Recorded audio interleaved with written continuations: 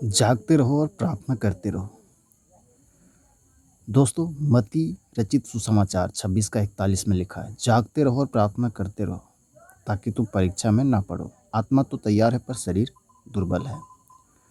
प्रभु में मेरे प्रिय भाइयों और बहनों, आज मैं आपसे एक बहुत ही महत्वपूर्ण विषय पर बात करना चाहता हूँ। यह ऐसा विषय है जो केवल आपके आत्मिक जीवन को नहीं, बल्कि आपके परिवार, आपकी सेविकाएं, आपके भविष्य और आपके विश्वास को भी प्रभावित करता है।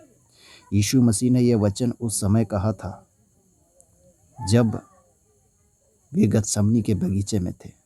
उनके जीवन का सबसे कठिन समय आने वाला था। कुछ ही घंटों बाद उन्हें पकड़ लिया जाना था, उन पर मुकदमा चलना था, उन्हें क्रूस पर चढ़ाया जाना था। लेकिन उस समय यीशु ने अपने चेलों से कहा, जागते रहो और प्रार्थना करते रहो ताकि तुम परीक्षा में ना पड़ो। ध्यान दीजिए, यीशु ने यह नहीं कहा कि जब परीक्षा आए तब प्रार्थना करना। उन्होंने कहा, पहले से जागते रहो, पहले से प्रार्थना करते रहो। समस्या आने के बाद नहीं, पहले प्रार्थना करो। आज अधिकांश लोग कब प्रार्थना करते हैं? जब बीमारी आ जाए, जब कर्ज बढ़ जाए, जब घर में लड़ाई हो जाए, जब नौकरी चली जाए, जब बच्चा बिगड़ जाए, जब आंसू निकलने लगे, तब लोग कहते हैं अब तो केवल परमेश्वर ही बचा सकता है। लेकिन प्रभु पूछते हैं, जब सब कुछ ठीक था तब तुम कहाँ थे? एक किसान का उदाहरण मान लीजिए। समझदार किसान फसल में कीड़े लगने का इंतजार नहीं करता, वह पहले से तैयारी करता है, वह पहले से खेत की रक्षा करता है। इसी प्रकार बुद्धिमान विश्वासी परीक्षा आने के बाद नहीं, परीक्षा आने से पहले प्रार्थना करता है। दूसरा तो आत्मा तैयार है लेकिन शरीर दुर्बल है। हम सब ने यह अनुभव किया है। रात को सोचते हैं कल सुबह 5 बजे उठकर प्रार्थना करूंगा। अलार्म बजता है, आत्मा कहती है उठो प्रार्थना करो, लेकिन शरीर कहता है थोड़ा और सो लो। आत्मा कहती है बाइबिल पढ़ो, शरीर कहता है पहले मोबाइल देख लेते हैं। यही लड़ाई हर विश्वासी के अंदर चलती है। गलातियों 5 का 17 में लिखा है, क्योंकि शरीर आत्मा के विरोध में लालसा करता है और आत्मा शरीर के विरोध में। शरीर कभी नहीं चाहेगा कि आप प्रार्थना करें, शरीर कभी नहीं चाहेगा कि आप उपवास करें, शरीर कभी नहीं चाहेगा कि आप परमेश्वर के और निकट आ जाएं। जो प्रार्थना नहीं करता वह परीक्षा में गिरता है। जब यीशु प्रार्थना कर रहे थे, चेले सो रहे थे। कुछ घंटों बाद क्या हुआ? पतरस, जिसने कहा था यदि सब तुझे छोड़ दे तो भी मैं नहीं छोड़ूंगा, वही पतरस 3 बार यीशु का इनकार कर दिया। क्यों? क्योंकि उसने तलवार तो उठाई लेकिन प्रार्थना नहीं की। उसमें उत्साह था लेकिन तैयारी नहीं थी।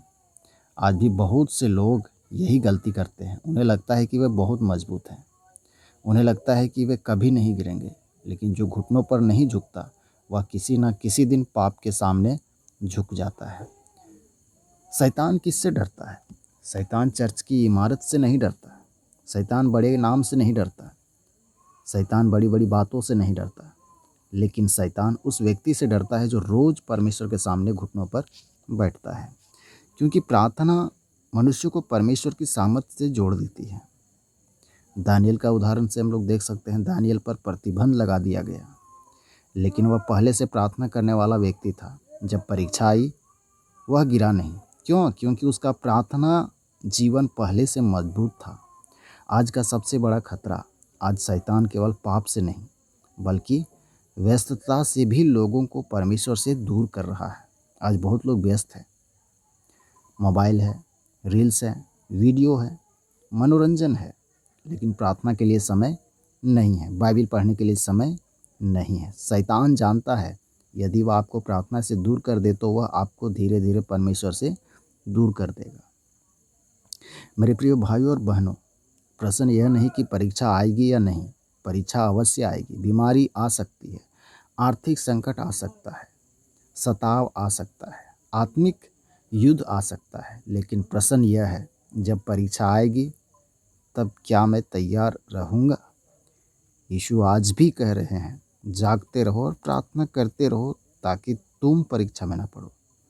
इसलिए आज निर्णय लीजिए, मैं केवल संकट में प्रार्थना नहीं करूँगा, मैं केवल परेशानी में परमेश्वर को नहीं पुकारूंगा, मैं हर दिन प्रार्थना करूंगा, मैं हर दिन जागता रहूंगा, मैं हर दिन परमेश्वर के निकट रहूंगा, क्योंकि जो व्यक्ति परीक्षा से पहले प्रार्थना करता है वह परीक्षा के समय खड़ा रहता है।